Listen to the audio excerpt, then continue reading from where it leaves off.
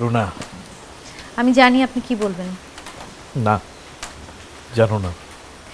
একটা রাজনৈতিক দল মির্জাকে কিনে নিতে চায়, আর আপনি এসেছেন সেই দলের দালালি করতে।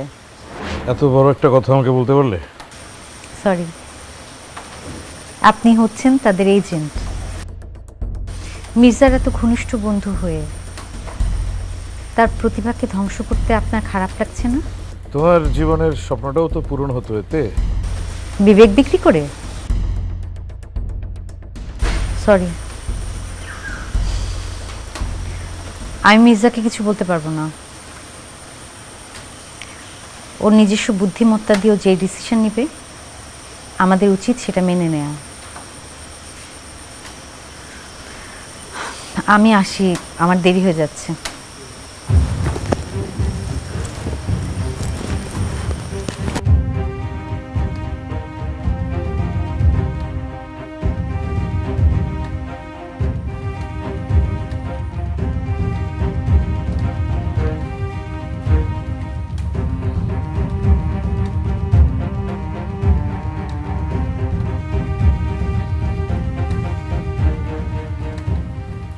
মির্জা, কেমন আছো?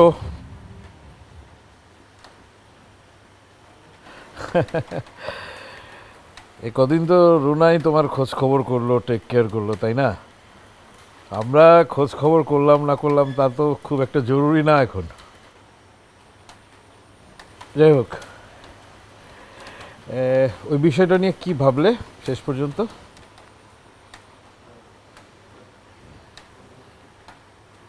আচ্ছা ঠিক আছে, আমি কাল সকালবেলা একটু আসছি। হ্যাঁ, রাখি রাখি।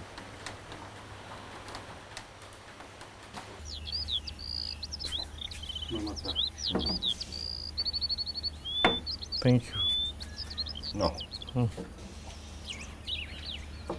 আমি বুঝতে পারছি না এ ব্যাপারে তোমার এত আগ্রহ কেন? কেন, তুমিও কি আমাকে দালাল বলবে নাকি? না, আমি তো তা বলিনি। তুমি বলনি, রুনা বলেছে। যাই হোক, তুমি আমার ঘনিষ্ঠতম বন্ধু, তাই এই কাজটা তোমার ভীষণ কাজের হবে। প্রয়োজন নেই।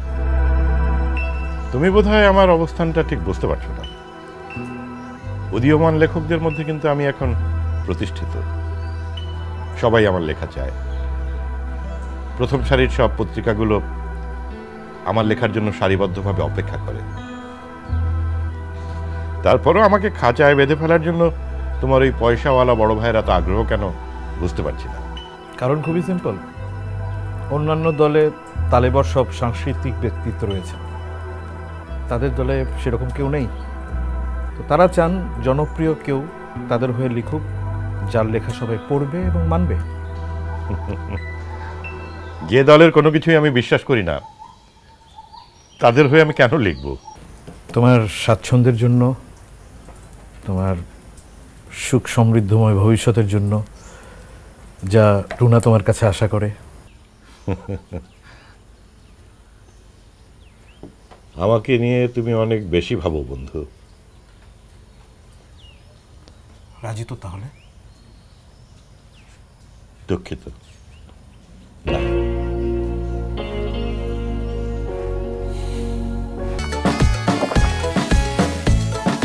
সাথে থাকলে 7 বারে কোকা কোলা।